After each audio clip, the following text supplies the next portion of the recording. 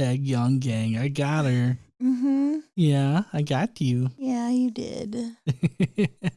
It's a very lazy Sunday, huh? Well, sort of. Yeah. Mm-hmm. Okay. Well, so, last week we took kind of a break because I was on a business trip. And this week, though, we're going to be diving right back into the Gospels. Woo. Yeah. You ready to get started on the Gospels, honey? I mean, you know how irritating I find these, but sure. Yay. All right. So if you guys don't remember from last time, Jesus collected a tax collector as a disciple by hypnotizing him, probably with one of them pocket watch things. And then he got the same guy to throw a party for Jesus. Jesus told some older Jews to fuck off, and they criticized his table manners. And then he complained, and then some Jews complained about Jesus and his disciples eating instead of starving, to which Jesus told them to fuck off because he was hungry. And then Jesus dunks his head into the pool at Bethesda probably because he was so drunk he just had to sober up real quick. And he healed a paralyzed man after that, probably on accident. I mean, Jesus when he gets drunk. Then the Jews started to bitch at Jesus, to which Jesus gives them a vague threat about his Father's wrath. Okay. Yep. And so this week, today, Jesus is going to be having a sit down with everyone and teach them various things from a mountaintop. Okay. And he's going to tell people not to pray in public, and then he's going to fuck up his own prayer. He kind of recites the Lord's Prayer, but the Lord does the Lord's Prayer wrong. Then he claims that blind people are secretly evil and filled with darkness. And then things take kind of a weird turn as Jesus tries to convince everyone to get naked and let God give them clothes. Personally, it kind of seems to me like an exploitive way for Jesus to see some titties, but he is the Lord. I mean, can't he doesn't he have the kind of superpowers where you can just see through clothes? I don't think he has Superman powers like that, but it wouldn't surprise me if he did, just secretly. And maybe he just, was like, yo, fellas, I can get them to take their clothes off. Just watch. Yeah. I mean, I feel like it works. So that's going to be it for the Daily Bible Podcast today. I hope you guys enjoyed the Sermon on the Mount. No, we have to actually read the Sermon on the Mount. What? Yeah. But I thought I covered it perfectly. You hit a few high semi-points. Semi-points? Really? Well, they weren't exactly accurate, so we're going to have to read it. Oh, okay. Yeah. I mean, plus, this is out of the Bible, this is the important shit, right? This is the stuff that Jesus literally said and people wrote down as he said it, and we have historical documentation of this whole exact thing, right? Yeah, supposedly. Yep. I mean, right? Yeah. I mean, that's what the red letter means. Is it? Mm-hmm. I mean, but the red letters weren't written until decades later. Oh, yeah. Several whole lifetimes. Later. Yeah. So, there's that. No, I'm talking about people sat there and listened while he spoke and wrote it down while he was talking. And that's why we have quotes of exactly what he said, because we have the documents from when this happened, correct? There are no documents from when this happened. Oh, okay. So this is made up? Yes. Oh, okay. All right. That's what I thought.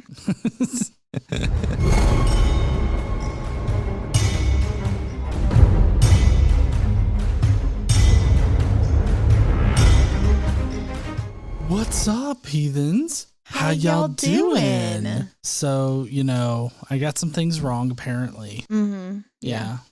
So we're going to have to correct some shit, apparently. Yeah, I mean, we might as well we've been doing this long. We might as well just go ahead and read it. Just read it like it's written. Yeah. Okay. If we have to, I guess. We have to? I guess we'll do it if we have to, yeah. So today we're going to have some Matthew, Mark, and Luke. Okay. I think. Sorry, I'm trying to look to make sure. Matthew, Mark, Luke. We don't have any John here. Okay. So we got Matthew, Mark, and Luke today. And this is what is known traditionally as the Sermon on the Mount. Okay, this is perhaps the most familiar and instructive sermon ever presented by Jesus, right? Yeah, it's kind of weird how it does have that kind of thing attributed to it. Like that's what it's known for. Yeah. Yet it does not appear in either Mark or John. Yeah, I was actually getting ready to correct myself that we don't have any Mark. I said we were doing Matthew, Mark, and Luke, and I just realized, yeah, we don't have Mark today. It's just Matthew and Luke. Okay. Yeah. So yeah, it's not discussed, but this is,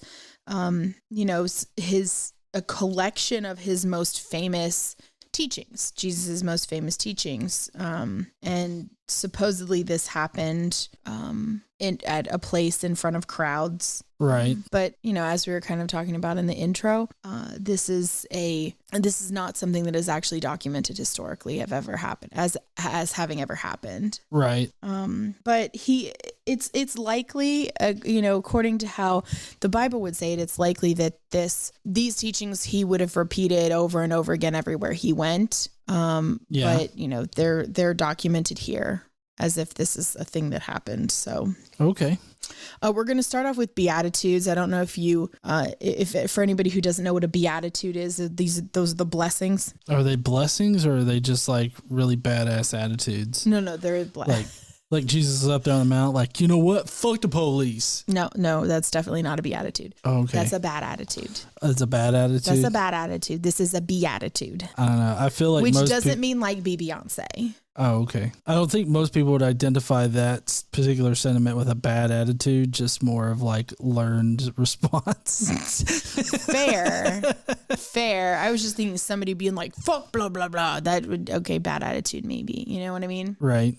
Anyway, Beatitudes. These are blessings. Okay, so we're going to start off with Jesus going up on the mountainside and listing out the blessings. Okay? Okay. You ready? Mm-hmm. Now, when Jesus saw the crowds, he went up on a mountainside and sat down. His disciples came to him and he began to teach them. He said, "Blessed are the poor in spirit, for theirs is the kingdom of heaven. Blessed are those who mourn, for they will be comforted. Blessed are the meek, for they will inherit the earth.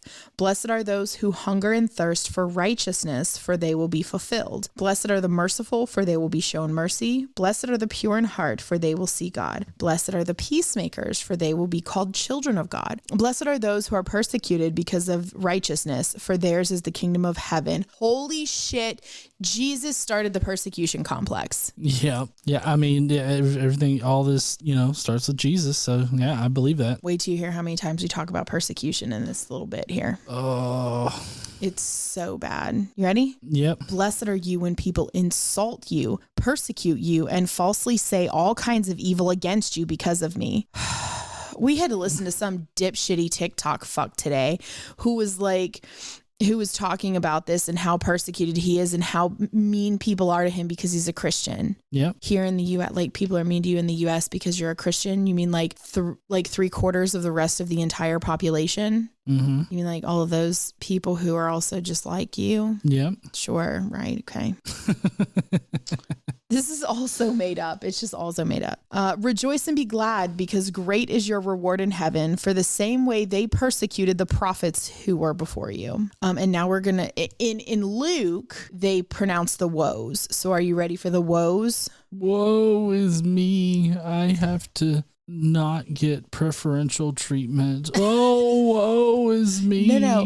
They may not get preferential treatment on earth, but they will get it in heaven. That's the point, right? Yeah. So if you're hungry or whatever suffering you have on earth, that suffering allows you to not suffer in heaven, which is perhaps why Mother Teresa became the way she was, is because this kind of teaching, and it's all bullshit. You ready? Yeah. Woes. Woe to you who are rich, for you have already received your comfort. So if you manage to make money or inherit money or whatever, you have money in life, and you have some comforts that people who struggle to pay bills don't have, then you can't go to heaven because you had success in life. Oh, so does that mean all the mega church pastors are like going to hell? Yeah, for sure. Definitely. Yeah. Yeah. They're burning in hell. Okay, Yep. Good. See you there, Joel Osteen, you and your big fucking mouth.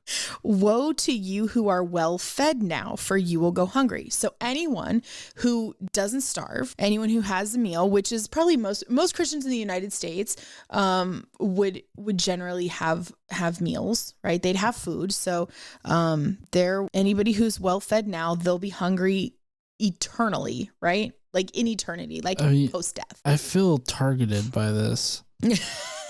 This is not a fat joke. Are you sure? I'm pretty sure this is not a fat joke. Well, I mean, there are people out there that can eat like 7 baskets of bread and not gain you don't a have to talk pound. about my dad that way. I wasn't going to mention titles or names. Just there are people out there that can eat like 7 baskets of bread and not gain a pound. Well, and that was just before dinner. He ate 2 more baskets with dinner, but we don't have to talk about that. Okay. Also, he's going to hell because he's well fed. Yeah. If you've ever seen him eat bacon or macaroni and cheese, you'd know what I'm talking about. Woe to you who laugh now, for you will mourn and weep. So if you're having a good time in life, you're fucked in death, you will not be happy, because in order to be happy in death, you have to suffer in life. Yeah, so everybody that goes to like a comedy club or anything like that, you're all burning in hell anyways. Might as well get the most out of it. I mean, we laugh all the time. We're straight fucked, right? Oh, yeah. Yeah. I make you laugh constantly. So. I love it. All right. Woe to you when everyone speaks well of you, for that is how their ancestors treated the false prophets. So if anyone says anything good about you, then if everybody speaks well of you, then that's bad, apparently. So we're the shittiest. You're all the shittiest. Everybody's the shittiest here. I mean, I'm saving you. I wonder how Christians rationalize this when they're the ones that are doing the persecuting. Yeah, I'm not really sure how they rationalize a lot of things, and we'll go through some of that. But I mean, pastors and priests and, church community leaders, everyone speaks well of them. Yeah. And I guess that's their false prophets. That's what the Bible is saying right here. I mean, it's right here in Luke chapter 6, verse 26. Yeah. So, I mean, it's right here. If everyone speaks well of you, you're probably bad. Yep. You're probably because that bad. makes sense. You're fucked. Okay. Let's talk a little bit about the nature of believers. Are you ready? Let's do it. We're going to go into Matthew chapter 5. You are the salt of the earth, but if the salt loses its saltiness, how can it be made salty again? It is no longer good for anything except to be thrown out and trampled underfoot. So the lesson here is, if you are salty, stay salty and die mad. Right? That's the lesson, right? I kind of figured that Christians nowadays are experts at being salty. I mean, yeah. Salty and snowflakey, because did you hear about that woman who was like really upset over Hocus Pocus 2? I didn't read any of the articles, but I saw headlines about it. It just fucking stay salty, bitch. I don't care. If anyone knows how to be salty for extended periods of time and over things that are literally nothing, so dumb. It's Christians. Christians know how to be salty over those kinds of things. Well, then because they're staying salty, they will be good for everything because they're salty bitches. I mean, can you just look? They have fought for the longest time because they just don't like how 2 guys can love each other. Like, that has nothing to do with them, I mean, but it does, because it's their job to fix everybody. Well, it's really not. It's not their job to fix everybody, which we'll hear about right here. But they think it's their job because of something elsewhere. Yeah, some other. If this Jesus stuff is the most important stuff, this right here, this is supposedly the most important teaching of Jesus right here that we're reading today. Yeah. If they can't follow this, I don't know what they're doing. I mean, I don't know what they're doing in the first place, other than just pissing people off and getting pissed off. Seems like a them problem. That's why I don't listen to them. Are you ready to continue? Yes. You are the light of the world. A town built, this is where they get their superiority complex, right? Yeah. A town built on a hill cannot be hidden. Neither do people light a lamp and put it under a bowl, because that would be dumb.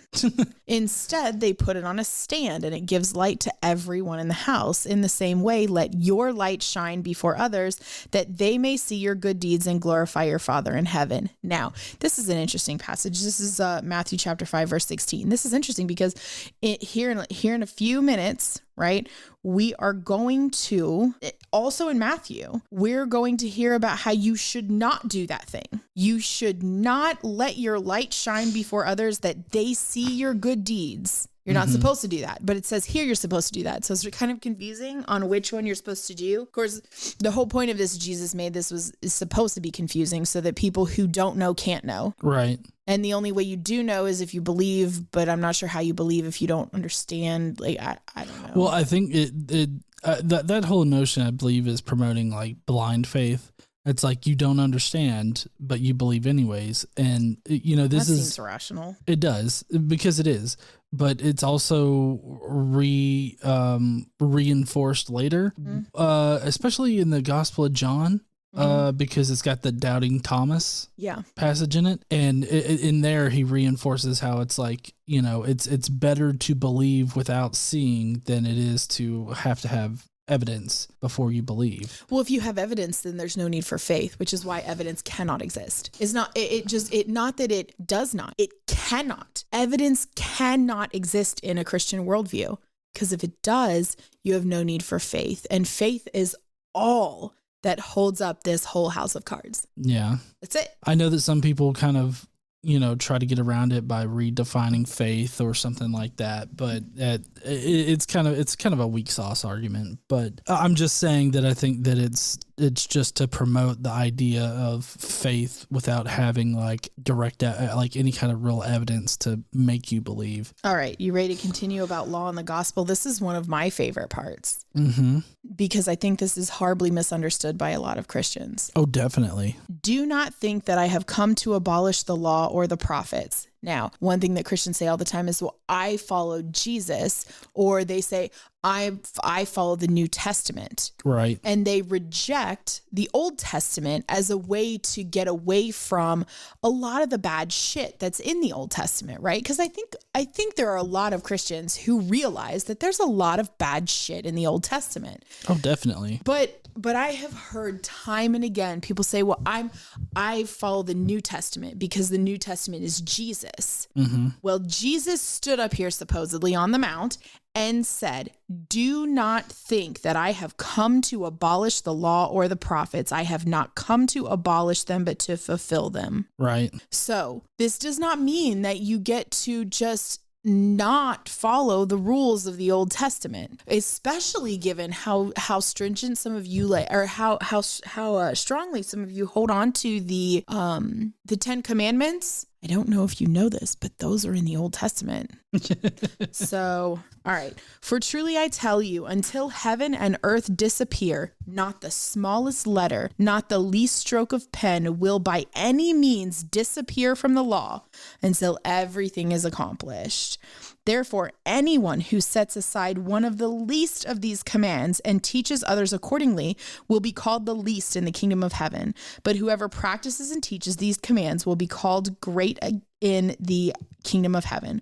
For I tell you that unless your righteousness surpasses that of the Pharisees and the teachers of the law, you will certainly not enter the kingdom of heaven. So you have to follow all those piddly shit little rules. Like, you're not allowed to wear gold jewelry, or you're not allowed to eat shit with hooves, or whatever. You know what I mean? Like, all those little rules, not wearing mixed fabrics. Like, you have to follow all those. Jesus said so right here, Matthew 5:17-20. Yeah, Jesus does go on to kind of contradict himself with this a little bit, because he talks about how, he rescinds all of the dietary restrictions and everything like that. So it's rather weird navigating it, because obviously you can use the Bible to pretty much justify any kind of behavior. So yeah, so it's really ridiculous in my opinion, which we already talked about, how we're going to get some contradictory stuff where it talks about let others shine your light, let others see your good deeds and all this other kind of stuff. That's contradicted here shortly.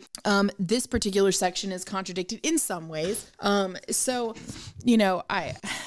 not sure how you're supposed to follow something that says opposite things. Yeah, well, I think the main thing that we're trying to communicate here is just that the Bible and even what Jesus says is contradictory, and you can, as long as you phrase it correctly, like, you can justify any particular position. So it's kind of hard to sit there and be like, oh, well, this is the position that Jesus takes on some of these things. That's fair. But I do think that I do think that Christians cannot, especially the New Testament Christians or the I'm a follower of Jesus and whatever, blah, blah, blah. The Old Testament ain't shit.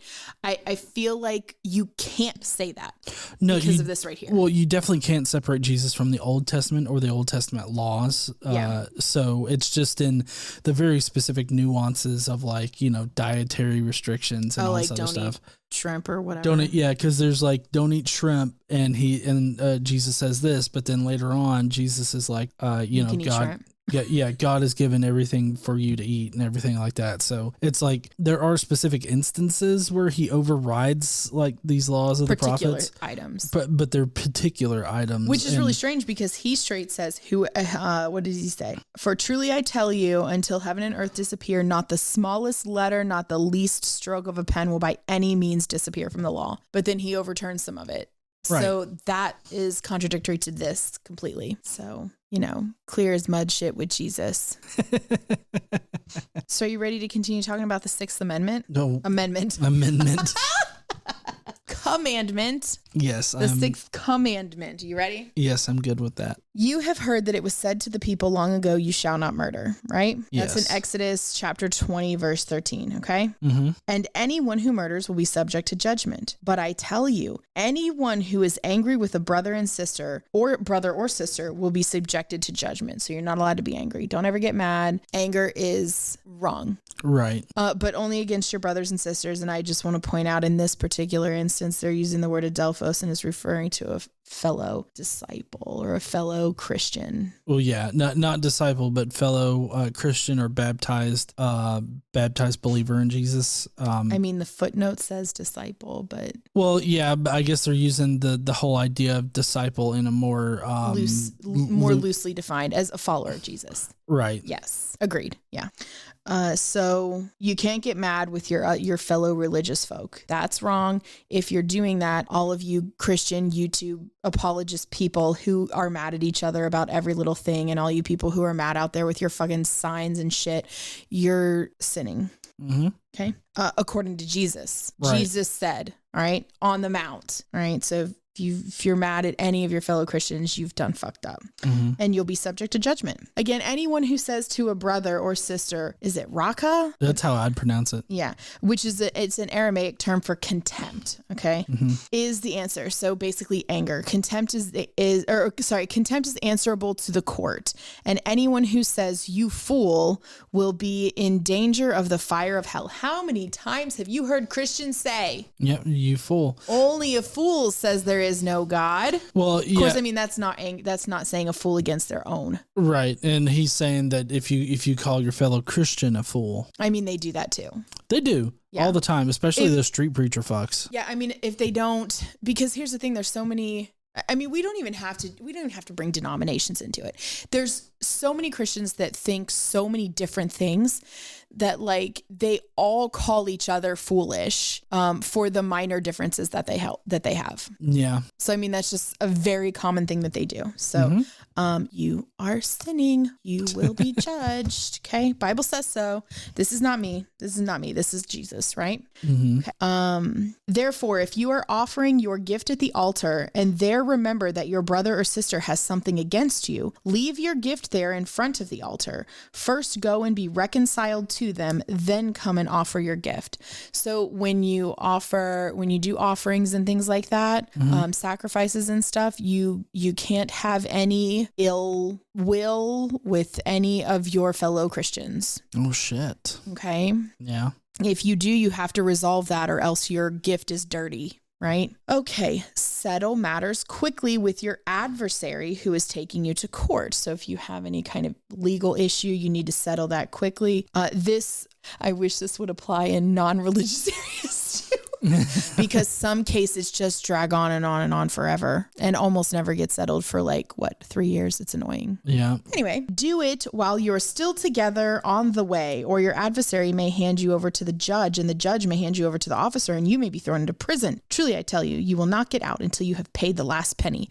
So make up with people, do it quickly so that you don't go to jail. Pay your debts. Pay your debts. Yes, pay them up. Mm-hmm. Kent.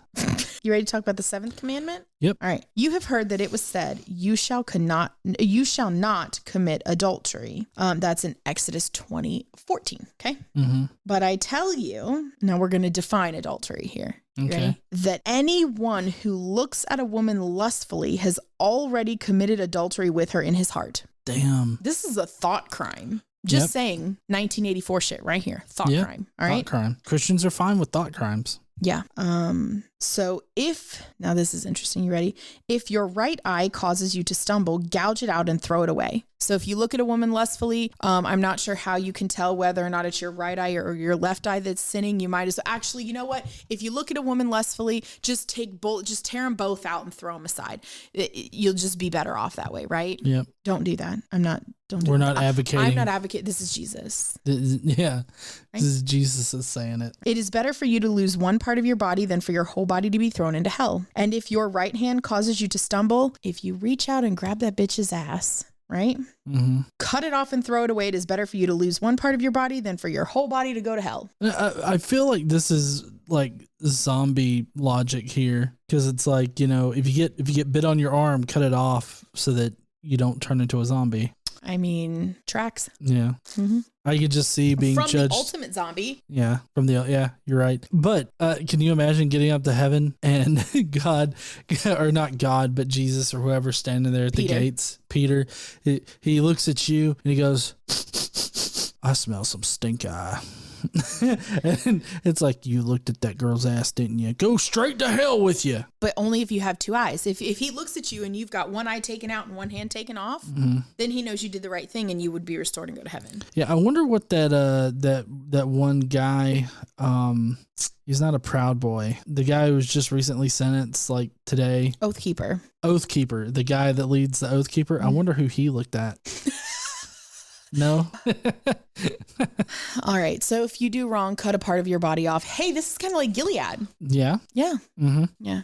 Well, except, the girl, she read from the book and then cut off her pinky. So, she was holding the book. Yeah, she was, I guess. Anyway, you ready to talk about marriage and divorce? Let's do it. Because you know how sacred marriage is between a man and his wife and her concubines. handmaids and various concubines and whatever other wives he takes and all that other kind. Anyway, his brother's sister or his brother's wives when he dies, or and the women that he's bought. Yeah, it has been said anyone who divorces his wife, I'm surprised there's not like a parenthesis with like makes it plural, must give her a certificate of divorce. Oh well, that's nice. You have to, if you get divorced, you have to put a certificate.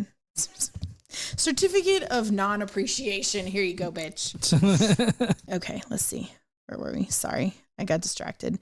I tell you, anyone who divorces his wife. Oh, the certificate of divorce thing, that is in Deuteronomy chapter 24, verse 1. Okay, just in case anybody wants to check all this, that's where that is. But I tell you that anyone who divorces his wife, except for sexual immorality, so if she cheats, not if he cheats, if she cheats, it's fine. But in any other case, the man who divorces her makes her a victim of adultery, and anyone who marries a divorced woman commits adultery. So basically, if a man divorces her, then she's a victim of adultery, but she can no longer she can't wed anybody, because if anyone weds her, then he's committing adultery. Right. I have to wonder how, given this, this is Matthew chapter 5, verses 31 and 32. Just given this, I have to wonder how Christians justify divorce. I don't know. How do they make it okay in any instance except she cheated? Because except for sexual immorality on her behalf, Right. How is this justified? How can they justify this? I don't know. I really don't know in these kind of cases, like how in the world they justify any of it. So okay. So no good answers. I don't have any good answers. They don't have any good answers either. I'm just saying. Okay, let's talk about how to be honest without oaths. You ready? Again, you have heard that it was said to the people long ago, do not break your oath, but fulfill to the Lord the vows you have made. But I tell you, do not swear an oath at all, either either by heaven, for it is God's throne, or by the earth, for it is his footstool, or by Jerusalem, for it is the city of the great king. And do not swear by your head, for you cannot make even one hair white or black. I mean, I can do a lot of shit with hair dye. I'm just saying. All you need to say is simply yes or no. Anything beyond this comes from the evil one. The evil one. I just have to say, like, there within religion and outside of religion, there are a lot of oaths that people take. Yeah. Whether it be for their profession or within their religion, right? Or if you're testifying to a jury or to a judge, like in a court of law, if you're testifying, you swear by the Bible. Yeah. You know, there's a lot of oaths that people take, Christians included. Apparently those all are from the evil one. Well, shit. I don't know what is the evil one. The footnote for the evil one says, or from evil. You don't really have to be evil one for evil one. It's demonic. Let's just leave it at that. Right. All right, let's talk a little bit about retaliation. You have heard that it was said, eye for an eye and a tooth for a tooth. That is in Exodus chapter 21, Leviticus chapter 24, and Deuteronomy 19. Okay, so this is 3 places in the books of Moses. Okay. Eye for an eye, tooth for a tooth. But I tell you, do not resist an evil person. If anyone slaps you on the right cheek, turn to them the other cheek also. And if anyone wants to sue you and take your shirt, hand over your coat as well. If anyone forces you to go 1 mile, go with them 2 miles. Give to the one who asks you, and do not turn away from the one who wants to borrow from you. Do to others as you would have them do unto you. Okay. Okay. I feel like this is a little bit of bullshit, and I understand the idea of like teaching people not to retaliate, but if someone slaps you and you just turn the other cheek, like, it's teaching people to be walked all over and to allow themselves to be abused. Of course, I mean, that's you're supposed to be abused your whole life. You're supposed to suffer, and you're supposed to be persecuted and treated badly, and you're supposed to be fine with it and welcome it, because then if that is your life here on earth, your afterlife will be gifted, blessed. That's so dumb. Like, just that whole concept is so stupid. If somebody smacks you, if somebody were to slap me, I would knock them fucking out. Yeah. Not in retaliation, in defense of myself. Right. So that they know the next time they fucking go for it, maybe not to, because I'll lay your ass out again. So this is bullshit. Stand up for yourself. I agree. Okay. Love for enemies. You have heard that it was said, love your neighbor and hate your enemy. Love your neighbors from Leviticus 19. Okay. Hate your enemy. But I tell you, love your enemies and pray for those who persecute you, that you may be children of your Father in heaven. He causes the sun to rise on the evil and the good, and sends rain on the righteous and the unrighteous. If you love those who love you, what reward will you get? Are not even the tax collectors doing that? Loving people who love you, right? Makes sense. And if you greet only your own people, what are you doing more than others? Do not even pagans do that? Evil pagans. This section is weird about pagans. They're like, even the pagans. Filthy hobbitses. I don't know. That's what it makes me think of. Okay, let's see. And if you, Okay, so the pagans do that. And if you lend to those from whom you expect repayment, what credit is that to you? I mean, that's how lending works. Yeah. But okay, we'll just redefine it for you. Even sinners lend to sinners, expecting to be repaid in full. Again, how lending works. But love your enemies, do good to them, and lend them without expecting to get anything back. That's not lending, that's just giving. But okay. Then your reward will be great, and you will be children of the Most High, because he is kind to the ungrateful and wicked. Be merciful, just as your Father is merciful. So it kind of seems like if you were, I guess, truly a Christian, you'd be all in favor of the whole student loan forgiveness thing instead of like making a big deal about it. One would think. And I'm just going to sit over here and sip my tea. Yeah. All right, you ready to talk about giving? Yeah. Be careful not to practice your righteousness in front of others and be seen by them. This is Matthew 6:1. And we need to go back real quick to Matthew 5:16. 16, let your light shine that they may see your good deeds and glorify your Father in heaven. So we're just the very next chapter over, right? Don't practice your righteousness in front of others to be seen by them. If you do, you will have no reward from your Father in heaven. I feel like I need Jesus to pick a lane here. This one is... There are some where it's like, oh, I could see how it's not directly This is directly contradictory. You have to pick one or the other. It can't not be both ways. It just cannot be both ways. Right. Either you're supposed to practice your good deeds in front of other people and let your light shine, bitch be you, or you need to do good deeds, but in private so no one sees you do them. Yeah, I don't know. Okay. When you give to the needy, do not announce it with trumpets. I feel like... I gave $5. I wonder if you can announce it with like a flute. A flute? Yeah, it just says do not announce it with maybe trumpets. That crystal flute. Apparently that's how the hypocrites do it in the synagogues and on the streets. Street preachers, you are problematic. You ain't following Jesus. Read the Sermon on the Mount and reevaluate your shit. Okay. I feel like the street preachers would be like, but I don't got a trumpet. You don't need a trumpet. Your trumpet is your fucking mouth hole that you never close ever. Okay, truly I tell you, they have received their rewards in full, but when you give to the needy, do not let your left hand know what your right hand is doing. That's irresponsible because your left hand could be given $500 and your right hand be given $500 and then you don't have enough to pay your bills. Yeah, I went a different route with it in my head, but yeah, that's a better analogy. I know, there. but you're the way, however you went with it was probably something perverted. Well, one is given $500, the other's given a handy. And I guess both of those are fine. Well, one feeds the other. Okay, so your giving has to be in secret. Then your Father who sees what is done in secret will reward you. Ooh.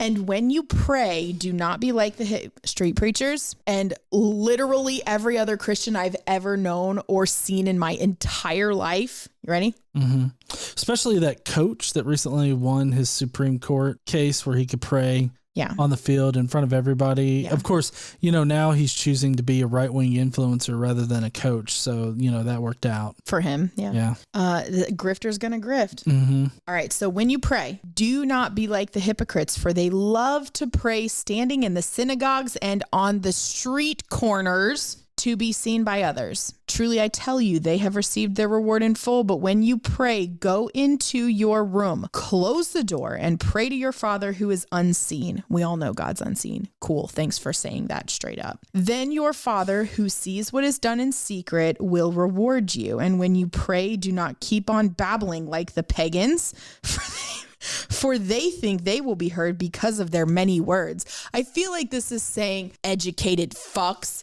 the fucking pagans who have some kind of education in Babylon with all their big fucking words. Those wordy sons of bitches. Wordy bitches just say simple shit.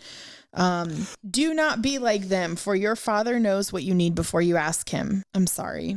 Matthew chapter 6, verse 15, your Father knows what you need before you ask him. So what's the point of prayer? Yeah, I don't know. If he knows what you need before you ask him, he should just give it to you because... Well, I mean, I guess maybe it could be the same thing as like what we do with Xander. Like we know that he needs dinner, but he kind of needs to ask politely, like, hey, can I have this for dinner? I mean, the only reason he has to ask for dinner is because he gets to pick what he eats. So like elsewise, I would just cook dinner and be like, hey, your food's ready. Like right. I know he needs to eat. I don't need him to ask me to eat. It's just the only reason he has to ask is because he doesn't make it himself. Mm-hmm. And he has to tell us when he's hungry because, I mean, I know he needs to eat. I mean, I know too, but I was just thinking like, oh, well, maybe it's something like, we know that they need this, but, we still require them to ask politely and stuff. No, see, but like if I was like God and I knew, okay, Xander wants chicken nuggets or Xander wants a bowl of cereal or Xander wants a bologna sandwich, I wouldn't even need to fucking ask him because I could just make it. And I would also know when he was hungry. So if I was like God and knew all of this shit, then I wouldn't need that. I would just take care of it. That's a good point. You know what I mean? Yeah. There's just shit I don't know. So that's why he has to come. Yeah. To tell us. But God knows all. So what's the fucking point? I don't know. This then is how you should pray. You ready? Yep. Are we going to do this how it's actually written? We should probably, right? I mean, we should read it directly how it's written and then we can recite it. Okay. like how we know it. Our Father in heaven, hallowed be your name. Your kingdom come, your will be done on earth as it is in heaven. Give us today our daily bread and forgive us our debts, as we also have forgiven our debtors. And lead us not into temptation, but deliver us from the evil one. Evil one. This is supposed to be some really super fucked up version of the Lord's Prayer. I don't know if y'all have heard the Lord's Prayer before, but this is not how it goes. No. That's not how I learned it. And that's not how it's presented online either. Well, I mean, I grew up Catholic. We said the Lord's Prayer multiple times a week. I went to Catholic school. The Lord's Prayer was like a thing. I have said this prayer thousands of times. Mm-hmm. I have never seen it like this in this version, this particular version. Of course, we did look up other versions of the Bible that aren't the Catholic Bible, and they all say, forgive us our debts as we also have forgiven our debtors. I've never seen that before. Right. Debts and debtors? I haven't seen it, debts and debtors either. Do you want to recite it how we learned it? Well, I mean, you go ahead. You can do it. Oh, I wonder if I can do it without looking at it, just from muscle memory. Oh, I mean, I can do it without looking at it. Yeah. Well, I mean, you were a much better Catholic than I was. I mean, I was forced. I know.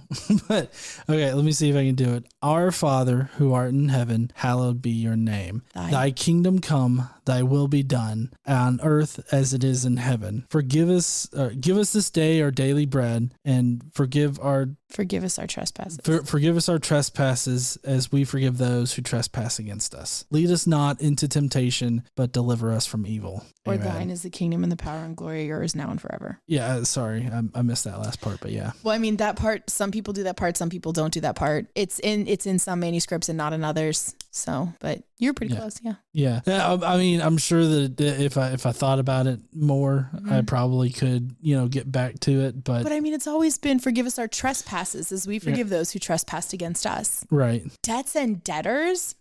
I never heard of debts and debtors. Neither. But, maybe Trump should take notes on this. I mean, he doesn't really care about being forgiven his debts. He just doesn't pay them. Right. Okay. For if you forgive other people when they sin against you, your heavenly Father will also forgive you. But if you do not forgive others their sins, your Father will not forgive yours. Okay? See, so I feel like this is like the main thing that keeps the abuse engine rolling in religious communities. Okay. Because it's, you need to forgive other people's sins, otherwise God won't forgive you of yours. And so it's like whenever, regardless of whether it's a Catholic church or community or a Protestant church or community, this is the same kind of rhetoric that's been put out there, because it's like, well, this guy did diddle 27 kids, but if we don't forgive him for his sins, then God's not going to forgive us of our sins, and we should all his sins are the same sins as mine, because all sins are equal except for denying God and blasphemy. Well, blaspheming the Holy Spirit, right? And so there's this whole sort of cycle there of doing these evil acts and then being forgiven of them, because that's between you and God. Yeah, but see, so I have to wonder when it comes to this. Forgiving someone is not the same as relieving someone of consequences. True, but people confuse the two, because there's no real consequences in Christianity, because you ask God for forgiveness. But legally speaking, so I mean, if a pastor or a priest, whoever, diddles a bunch of kids, there are legal consequences for that. Oh, I mean, agree. There should be legal consequences for that. It's illegal. There should be legal consequences for that. It just so it happens. A lot of them covered up. It never gets to that point. Generally, they get past the point of what's it called when you can no longer prosecute for a thing? It expires. Somebody's gonna say it in the chat. Anyway, yeah. You get past that point, and then you can't do it. But there are consequences of this earth, right? There are consequences as a system of as part of our legal system for things. And one can face consequences for the thing that they've done while also being forgiven for the thing that they've done. Well, true, but you have a lot of congregations out there, both Protestant and Catholic, that they have the whole idea of just leave it up to God. Like that's between him and God, right? The violator and God. And so like they don't want to involve the police or anything like that because because that would be embarrassing and it would cause problems. They would lose their pastor, right? Like there's all kinds of reasons people do stuff like that, but it's interesting because in the Bible they even say that the like laws of man are important. Oh yeah, definitely. I'm just saying that like while there should be and there are legal consequences to these things, and you should definitely report. These communities tend to protect because of this whole idea of forgiving the sin. And if you think about it in Christianity, if you forgive the person's sin, there is no consequence. Like there's no consequence when you're a Christian as far as like the theology goes. There's no consequence for your bad actions as long as you pray for forgiveness or you ask for forgiveness from God. See, Catholics have that whole thing right. Go to confession. Yeah. Say your Hail Marys and you're good to go. Yeah. Well, and the Protestants just basically took the middleman out and said that you can directly ask forgiveness from God. Yeah. So. Well, see, Catholics kept that shit though, because that was a way, at least now it's a little different, but how it used to be is you would go and you would do confession, but you'd pay. Yeah. You'd give the church money and you basically pay to do confession and get your sins forgiven. Like you'd pay for forgiveness. Right. It was a very big thing back time ago. Okay. Which, to be fair, people who give a lot of money to churches get a lot of shit overlooked. Yeah. It's true. All right. So forgiveness. All right. You want to talk about fasting? Yeah, let's do it. And this isn't the kind of fasting that's like for like bodily health or anything like that or anything like that. This is different. When you fast, do not look somber as the hypocrites do. So don't fucking look hungry. All right. For they disfigure their faces to show others they are fasting. Truly, I tell you, they have received their reward in full. But when you fast, put oil on your head and wash your face so that it will not be obvious to others that you are fasting, but only to your Father who is unseen, and your Father who sees what is done in secret will reward you. So I feel like this is more mystery cult stuff, like to be very secretive about your religious practices and everything. Like, what does that mean? What does it do for you? Like, I feel like all of it's very mystery cultish. Honestly, I feel like if more Christians did shit this way, a lot of people would be a lot better off. Like, have your personal relationship with God and that be a personal private thing between you and your God, and leave everybody the fuck else out of it. Shh, what, are you trying to destroy my channel? Like, I'm pretty much built off of like mouthy Christians. I mean, fair. You could always go back to flat earth. Fuck. Is that still around? I don't even know.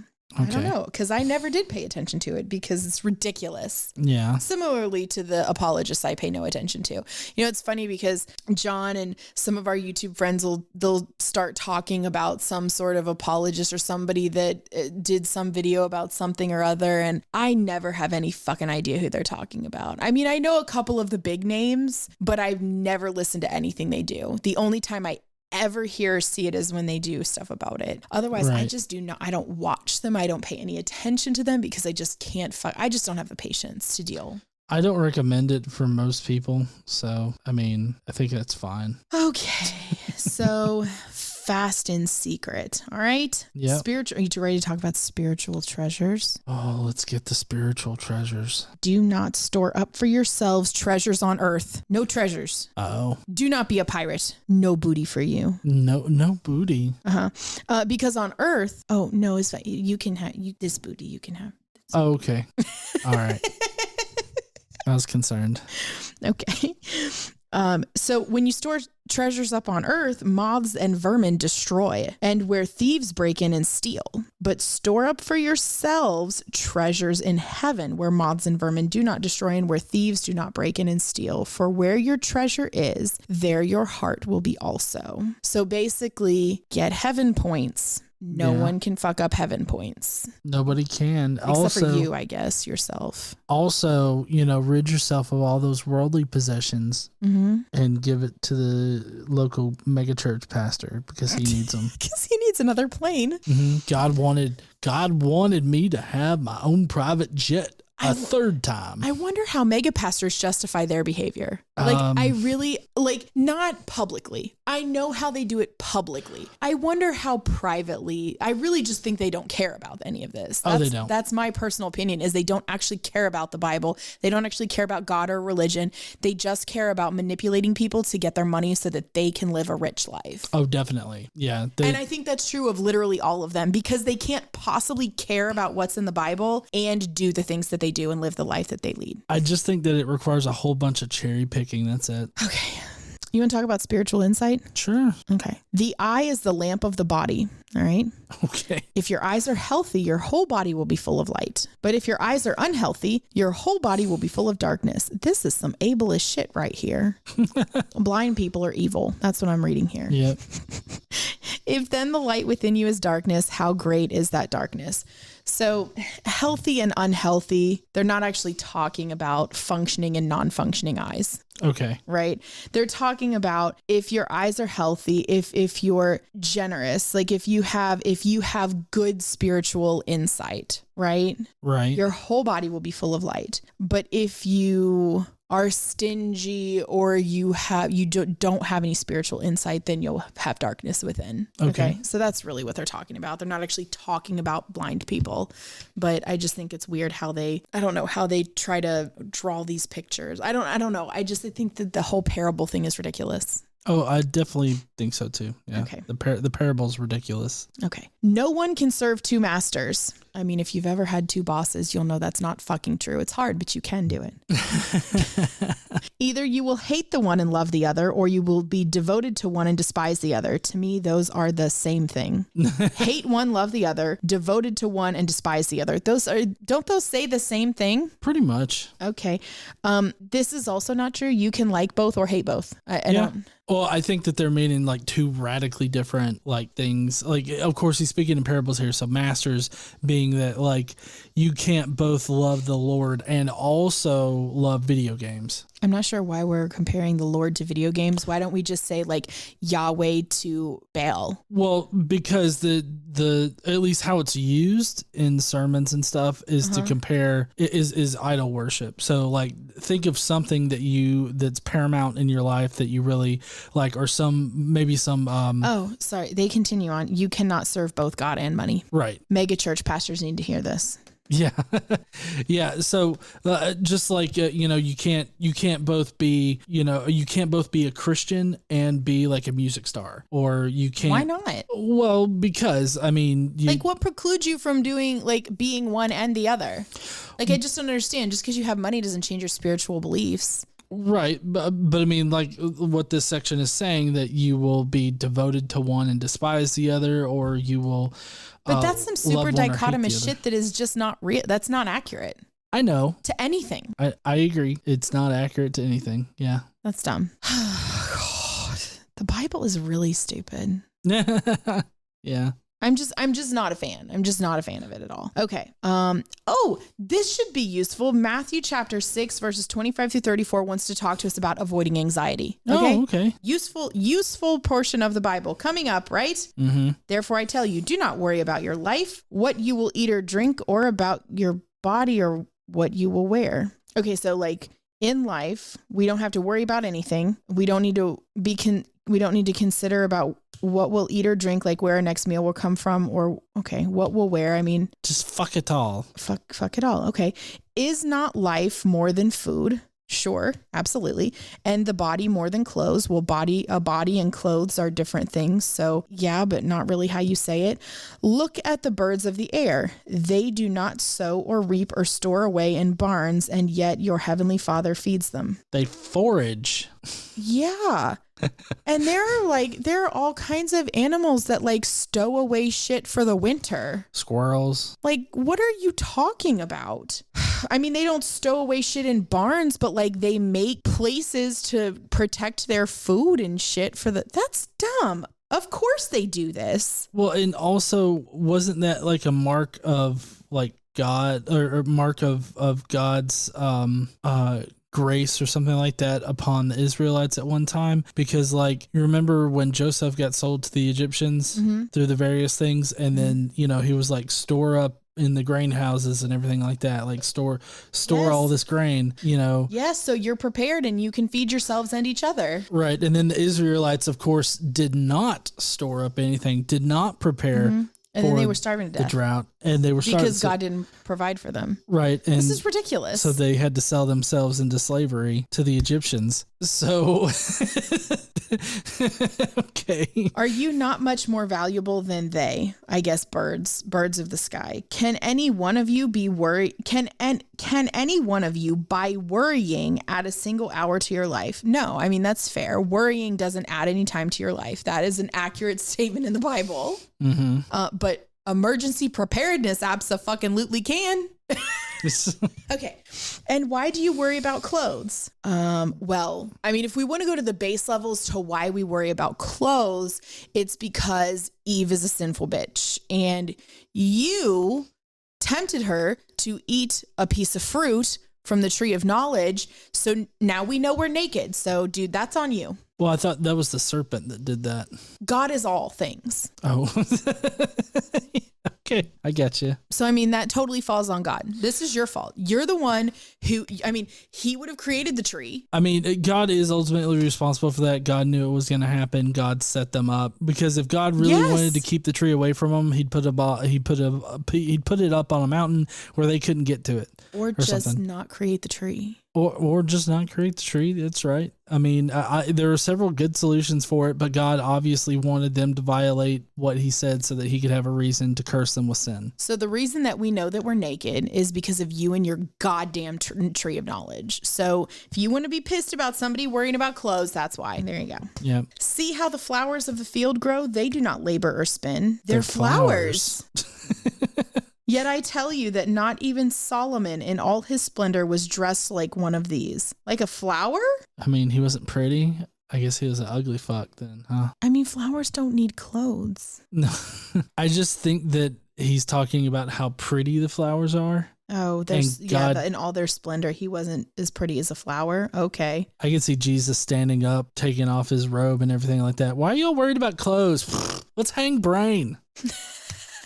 But then he opens his robe and down there where he should have a penis, it's just flowers. God. That would be fantastic. Okay. If that is how God clothes the grass of the fields, apparently God clothes grass, which is here today and tomorrow is thrown into the fire. Will he not much more clothe you of little faith? So do not worry saying, what shall we eat or what shall we drink or what shall we wear? For the pagans run after all these things. Goddamn pagans and making sure they've got food and clothes so they're warm. Also, you need clothes to protect yourself from the elements. So but fuck the pagans for making sure they're, protect their bodies and are fed so they can survive because you literally have to eat to live. Yeah. For pagans run after all these things and your heavenly Father knows that you need them. He knows you need them, but he won't provide them until you ask for them. And even when you do ask for them, he is not capable of actually providing anything, which we know to be an actual fact true thing, right? Mm-hmm. Okay. Let's see. But seek first his kingdom and his righteousness, and all these things will be given to you. That is not true. That will not happen. You need to make sure that you find your own food. Okay. Mm-hmm. Therefore, do not worry about tomorrow, for tomorrow will worry about itself. Each day has enough trouble of its own. This is all really bad advice about people with anxiety. Don't listen to any of this. This is terrible advice. I thought this was going to be good, right? How to avoid anxiety. Just don't worry about it. Don't give a fuck about anything and you will not have anxiety. Yeah. Okay. Thanks God. Thank you for this fucking. Some of us have bills to pay, you fuck.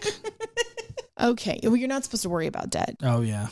Okay, so just don't worry. Everything will work itself out. I don't know if that's anybody else's experience in life, but it's not fucking mine. All right, you ready to talk about hypocritical judging? Oh, this sounds very Christian. You ready? Oh, yes, definitely, because, I mean, I feel like Christians have a very bad track record when it comes to being judgy bitches. They are very good at this. This is one thing they succeed at infinitely. You ready? Mm-hmm. Do not judge and you will not be judged. Oh, Have you ever talked to church ladies or just heard church ladies? Like, or in small communities, like your church people, they are the judgiest fucking motherfuckers. None of them mind their own goddamn business. None of them. None of them. Do not condemn and you will not be condemned. They don't know how to do that either. Forgive and you will be forgiven. Give and it will be given to you. A good measure, pressed down, shaken together and running over will be poured into your lap.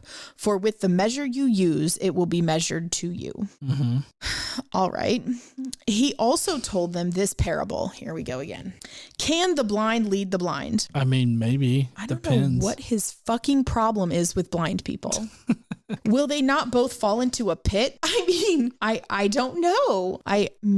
Maybe. I don't know. What if the lead blind person has better ways of detecting what's in front? Like, let's say the lead blind person has one of those sticks. Or like a method for walking where they feel with their feet what's in front of them before they actually step. So then they'd know, oh, there's not fucking ground here. Like, I'm sure there are ways that they have to manage their surroundings. Well, and there are some people that have developed a sort of like a echolocation type of way of detecting where objects are. Mm-hmm. So I mean, there's several ways in which the blind person can totally miss that hole they're about to step in. No, honey, blind people, when blind lead the blind, they all fall into a big giant pit. I don't know what pit, but a pit. There's always a pit, and the blind people all fall into it. I can just see it now. It's like the blinds leading the blind, and then fuck, Jerry. Then there's no more blind people. The student is not above the teacher, but everyone who is fully trained will be like their teacher. Okay. So I guess this is the train them up right? Mm-hmm. Why do you look at the speck of sawdust in your brother's eye and pay no attention to the plank in your own eye? How can you say to your brother, let me take the speck out of your eye, when you yourself fail to see the plank in your own eye? You hypocrite, first take the plank out of your eye, and then you will see clearly to remove the speck from your brother's eye. To be honest, if you have a plank in your eye and you can see a speck in someone else's, I'm just shocked. I'm shocked if you cannot determine that there's a plank in your eye. Like if you're like, hey, you got a little bit of dust in your eye. It's like, Frank, you have a 2x4 through your head. All right, let's talk about inappropriate concern. I feel like inappropriateness is something that we should talk about, especially in a book like the Bible. I mean, if this is the word of how you're supposed to live. Inappropriateness is something we should discuss. Mm-hmm. Do not give dogs what is sacred. I mean, yeah, they'll just eat it. I mean, they're curious. Dogs, right? Fuck dogs. What? Do not throw. That's what it says. Fuck dogs. Oh, okay. Fuck dogs. Sorry, I thought you were saying fuck dogs. No, the Bible said Matthew 7, verse 6. Fuck dogs. Do not throw your pearls to pigs. To be fair, you're not supposed to have pearls to begin with. I think what 1 Timothy says you're not supposed to wear pearls or gold or any other like. Well, yeah, but I think maybe that was talking about a different kind of pearl necklace. Well, you can't throw that kind of pearl necklace. I mean, maybe you shouldn't be throwing that particular kind of anything either. Especially not on pigs. That would be weird. I feel like that's probably like some kind of like animal abuse. I feel like this is a weird thing to be concerned about. But anyways, don't throw your pearls at pigs. If you do, they may trample them under their feet and turn and tear you to pieces. See, I would be more concerned about a pig tearing me to pieces than I would about whatever the fuck I just threw at it. Also, maybe if you don't throw shit at animals, they won't fucking attack you. Mm-hmm. Maybe you should just stay the fuck away from them. Maybe you're not supposed to be fair, you're not supposed to be around pigs anyway. According to the Bible, they're unclean. Right. Well, I mean, maybe the pigs were just really pissed off that you threw some like pointless necklace at them that they can't wear, and it's like, you know what, fuck you, buddy, I'm gonna eat you. I mean, that's what I'm saying. Maybe you should just mind your own goddamn business and keep your fucking pearls wherever they go. Or you shouldn't have them. You shouldn't have pearls. You're not supposed to have them. 1 Timothy, what the fuck ever. Yeah. I mean, maybe they're just really pissed off that they got pearls instead of slop. I mean, maybe they're like, what the fuck? I can't eat this, Judy. Okay. You want to talk about grace? Sure. Okay. Ask and it will be given to you. Seek and you will find. Knock and the door will be open to you. This is not true. Oh, yes. This is the one that I always like to mention, like whenever it concerns prayer. Mm-hmm. And, because people will always talk about how, well, God did answer you. He just said no. Yeah, you ready? For everyone who asks receives, the one who seeks finds, and the one who knocks, the door will be opened. I am the one who knocks. So, I mean, this is not true. Yeah. This isn't a real thing that happens. I mean, because people pray all the time for stuff and that they don't get. Yeah, God doesn't respond to them. So I guarantee you every single football game down here in Alabama, there are Alabama fans and Auburn fans praying that their team fucking beats the other one and only one team can win. So a whole bunch of people are disappointed. Yeah. I'm just saying, ask and you shall receive is bullshit. It's just not true to reality. We observe it every fucking day. Which of you, if your son asks for bread, will give him a stone? An asshole? Or if he asks for a fish, we'll give him a snake.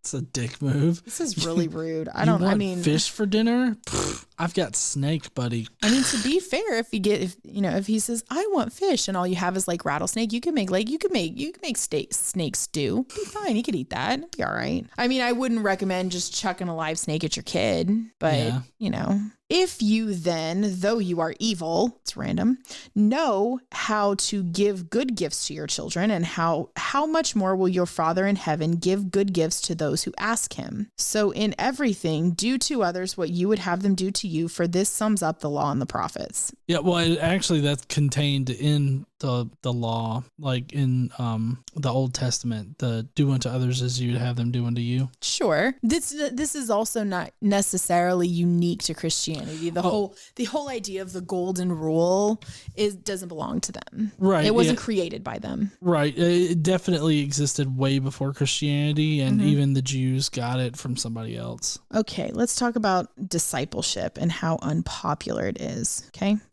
Enter through the narrow gate, for wide is the gate and broad is the road that leads to destruction, and many enter through it, but small is the gate and narrow the road that leads to life, and only a few find it. Which I think is super interesting, especially in the United States. I know this is kind of targeted, but like even in the world, Christianity is not a fucking narrow gate.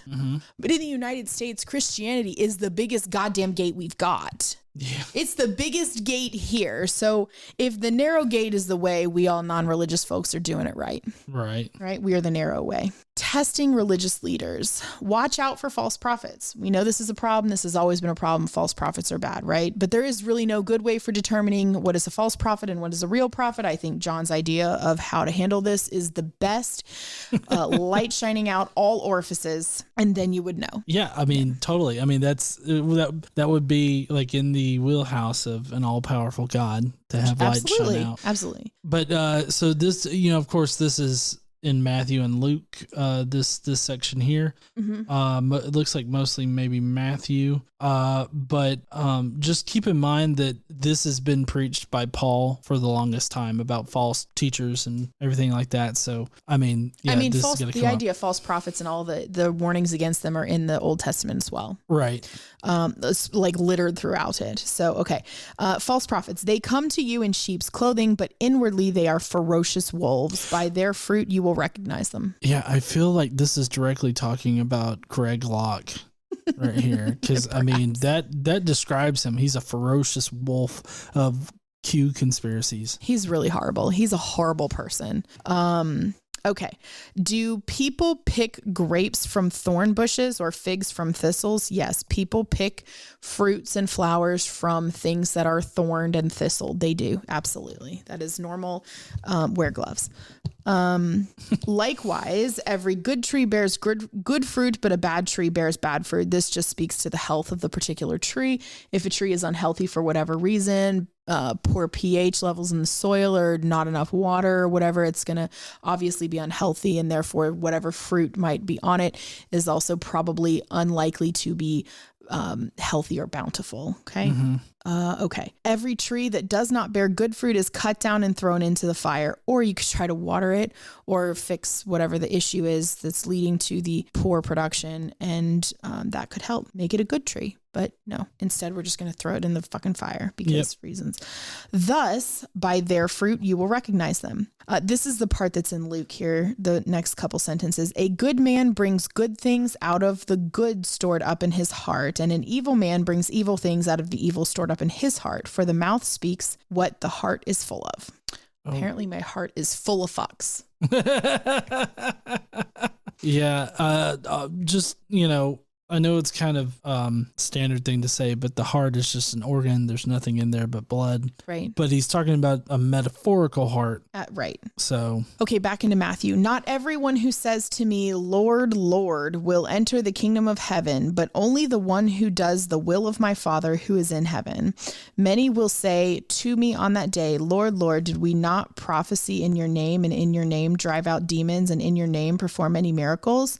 Then I will tell them plainly, I never knew you. Away from me, you evildoers.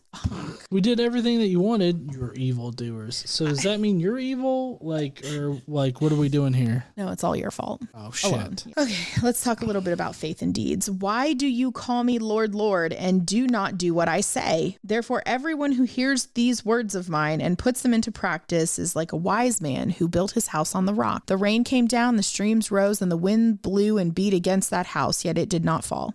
Because it had its foundation on the rock. But everyone who hears these words of mine and does not put them into practice is like a foolish man who builds his house on sand. The rain came down, the streams rose, and the winds blew and beat against that house, and it fell with a great crash. Yep. You don't, those that live in glass houses shouldn't throw stones or whatever. It's the same thing. Not exactly. This is not about throwing stones. This is about building a strong foundation in your faith. Oh, okay. Yeah. This is about what you build your life on, which should be him and his everything, right? Right. Instead of sand. Sorry, I got my parables mixed up. It's very easy to do. Yeah. Yeah. Okay. When Jesus had finished saying all these things, the crowds were amazed at his teaching, and yet no one wrote it down. Because he taught as one who had authority and not as the teachers of the law. I feel like the teachers of the law at the time, they do have authority. They're provided authority by God. So I'm not really sure what they mean when they say that. They've said it a few different times in the New Testament here where we talk about it, and they've mentioned the teachers of the law and not having any authority, but that's just not true to the structure set up here. Well, yeah, and I mean, so like the thing that convinces them in the story is just that Jesus is confident. Like Jesus is confident, and that's why we believe him. Yep. Like there are plenty of people. Greg Locke speaks with confidence. He's very confident about all the dipshitty things he says. Oh yeah, the biggest idiots are the most confident in the shit they're saying. Yeah. So yeah. I don't see. That's why you should believe them, because they speak confidently. Oh, yeah. I don't see how that's a convincing argument, but okay. It's not. Okay. So that's what we have for today. Those are the most important of Jesus' teachings. Woo! But next week, we're going to talk more about Jesus' ministry. And we're going to have a couple more miracles that we're going to have a centurion slave healed. Jesus is going to heal a centurion slave. He's also going to raise a widow's son, right? Yeah, these are all copies of Old Testament miracles, by the way. John the Baptist has some questions, and Jesus praises him for that, which is weird because most of the time you're not supposed to have questions. I know that's what got me in trouble a lot in Catholic school was questions. They do not like questions. We're going to talk about Jesus and rejection. We're going to talk about anointing, but not just regular anointing. Anointing by a sinful woman. Oh, okay. Yeah. What else are we going to talk about? We're going to talk a little bit more about women and how they provide support. I mean, that's what we're here for, right? We're your help meats. Yeah. I'm your piece of meat that's meant for help, I guess. Jesus is going to be accused of something, and we're going to talk about it. We're also going to condemn blasphemy, and there's going to be a request for proof, but you know how they feel about proof. They don't like it, no. They do not like proof, no. There is a need for moral reform. We're going to talk about that, and true kinship and inner righteousness. So instead of that fake ass kinship. Yeah, we're gonna talk about that next time on the Bible. All right. Well, if you heathens want to hear about all that kind of good shit, then y'all need to tune in next week when we'll definitely have another daily Bible podcast, but it probably won't be an hour and a half long like it is today. But hey, the sermon on this right here, according to the Bible, these are the most important of Jesus's teachings. All red letters. So it was important that we literally said it all. Yeah. So it's important that we talked about all of those things, because that's supposedly the most important thing in the New Testament is Jesus' Sermon on the Mount. Yep. Totally agree. All right. Well, if y'all want to hear about next week, then you'll need to tune in then. But before y'all leave on out of here, why don't you go down below and leave us a comment with what you thought about today's Bible podcast. We'd really love to hear from y'all. And hey, while you're down there, why don't you smash that like button and subscribe if you like daily Bible podcast stuff like this. And don't forget to stand up and use your voice. Bye, heathens. Bye, y'all.